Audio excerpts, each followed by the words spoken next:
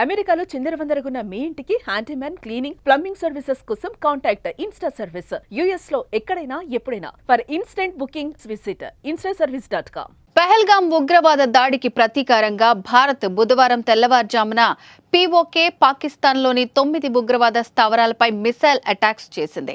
Operation సింధూర్గా పేర్కొనే దీనిపై ప్రపంచ నాయకులు స్పందించారు. భారత్ పాకిస్తాన్ సంయమనం పాటించాలని, శాంతియుత మార్గాల ద్వారా సమస్యలను పరిష్కరించుకోవాలని కోరారు.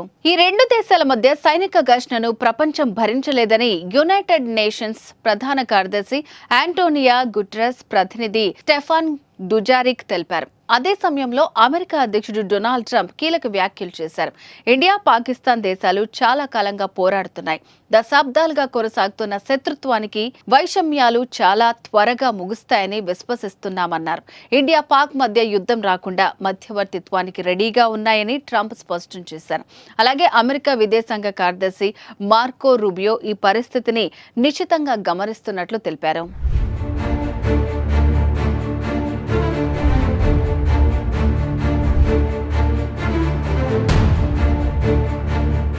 భారత్ పాకిస్తాన్ మధ్య సైనిక ఘర్షణ పెరగడంపై రష్యా విదేశాంగ మంత్రిత్వ శాఖ ప్రతినిధి మరియా జకోరోవా ఆందోళన వ్యక్తం చేశారు. 1972 సిమ్లా ఒప్పందం, 1999 లాహోర్ డిక్లరేషన్ కు అనుగుణంగా ద్వైపాక్షిక శాంతియుత రాజకీయ మార్గాల ద్వారా విభేదాలను పరిష్కరించుకోవాలని కోరారు.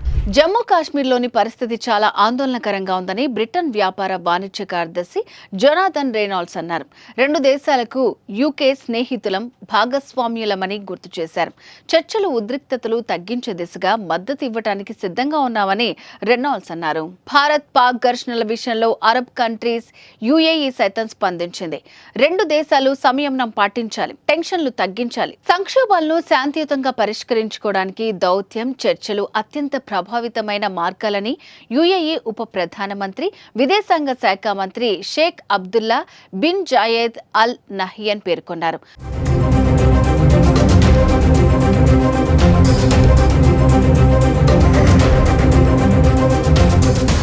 భారత్ చేపట్టిన ఆపరేషన్ సింధూర్పై చైనా కూడా స్పందించింది.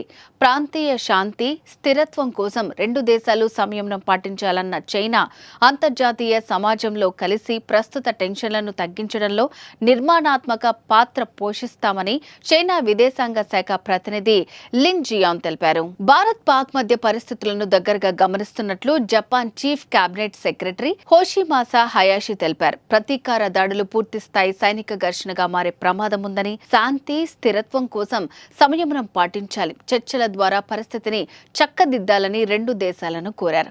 ప్రపంచ దేశాలు భారత్ సింధూర్ ఆపరేషన్ పై స్పందిస్తున్న నేపథ్యంలో భారత రక్షణ కార్యదర్శి అజిత్ దోవల్ పరిస్థితిని వివరిస్తున్నారు. ఉగ్రవాదంపైనే భారత్ పోరాటమని, పాకిస్తాన్ పై కాదని స్పష్టం చేస్తున్నారు.